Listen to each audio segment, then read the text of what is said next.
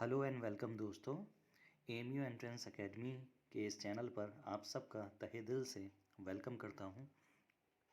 आज की इस वीडियो में मैं आपको एमयू के बीए एलएलबी के सिलेबस को एक्सप्लेन करूंगा कि क्या इसमें आता है, कौन कौन से सब्जेक्ट आते हैं और कितने मार्क्स के आते हैं। तो चलिए वीडियो शुरू कर लेते हैं। एमयू का जो बीए एलएलबी का एंट्रेंस है उसमें 3 सब्जेक्ट्स आते हैं। इंग्लिश, दूसरा करंट अफेयर्स एंड जीके, तीसरी आती है इसमें रीजनिंग।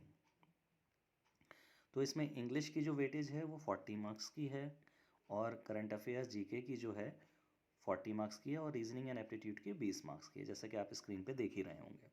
मैं थोड़ा सा इसमें एक्सप्लेन करता हूँ कि किस चीज़ में, सब्जेक्ट में क्या क्या चीज़ें पूछी जाती हैं, क्योंकि यहाँ पे सिलेबस डिटेल में मेंशन नहीं है।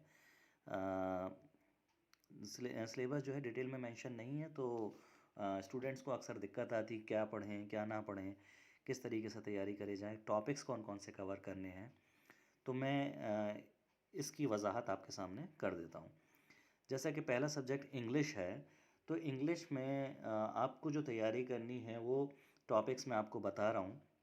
जैसे कि कॉम्प्रिहेंशन ऑफ पैराग्राफ हो गया, ठीक है, वो करना है आपको। ठीक है, आइडेंटिफिकेशन ऑफ कॉमन एरर्स करनी है।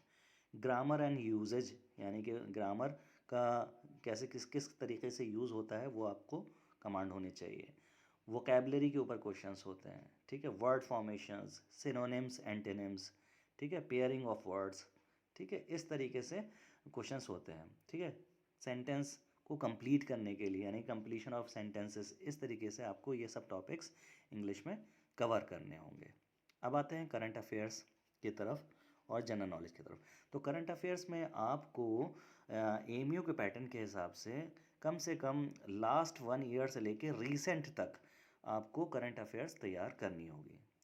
कहने का मतलब जैसे कि अगर अब मई में अगर एग्ज़ाम होता है आपका, तो आपको मई 2021 में एग्ज़ाम जैसे अगर होता है, फ़र्ज़ कर लीजिए, तो आपको कम से कम एटलीस्ट मई 2020 से लेकर इस वक्त तक रीसेंट 1 साल तक पूरा तैयारी आपको करनी है करंट अफेयर्स के लिए।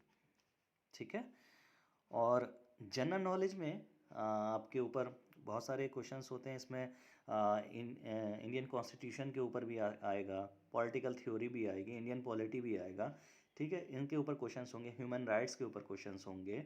ठीक है, और जीके में ज्योग्राफी भी कवर होगी, थोड़ी सी वर्ल्ड ज्योग्राफी जिसे कहते हैं, इंडियन ज्योग्राफी, वो भी कवर होगी। स्पोर्ट्स एंड गेम्स के ऊपर क्वेश्चंस होंगे, अवार्ड्स एंड ओनर्स के ऊपर क्वेश्चंस होंगे, एब्रीविएशंस के ऊपर क्वेश्चंस होंगे, बुक्स एंड ऑथर्स के ऊपर क्वेश्चंस होंगे। ये जनरल नॉलेज है जो कॉमन है। इसके साथ साथ आप general knowledge with legal issues का मतलब क्या है कि आपको थोड़ा से कॉन्ट्रैक्ट्स या एक्ट्स, इसके ऊपर भी पढ़ना है, तैयारी करनी है। जो क्वेश्चंस बनते हैं कि लीगल के जो क्वेश्चंस होते हैं, यानी कि कौन सा एक्ट क्या होता है और क्या नाम है, कितने आर्टिकल्स हैं, या आर्टिकल्स के ऊपर क्वेश्चंस हो गए, या कॉन्स्टिट्यूशन में कौन सी कौन सी मतलब अपील्स कितनी तरीके से की जा सकती हैं, इन तरीके से जनरल नॉलेज इनके ऊपर एम्फसाइज होती है। ठीक है, थर्ड पार्ट आता है हमारा रीजनिंग एंड एप्टीट्यूड का। तो इसका भी सिलेबस डिटेल में मेंशन नहीं है, लेकिन मैं आपको बता देता हूँ कि क्या करना है इसमें। आपको इसमें एटलीस्ट आपको जो चैप्टर्स तैयार करने हैं वो हो गया, जैसे नंबर सीरीज़ है, लेटर सीरीज़ है, मिक्स सीरीज़ है, कोडिंग डिकोडिंग है, ठीक है, क्लासिफिकेशन है जिसको ऑड वन आउट भी कहते हैं, एनालॉगी है वो भी तैयार करनी है, ब्लड रिलेशन तैयार करना है आपको, डायरेक्शन डिस्टेंस तैयार करना है, सिलोजिज्म तैयार करना है, सिटिंग अरेंजमेंट तैयार करना है। ये सारे मैंने आपको तकरीबन बता दिए हैं।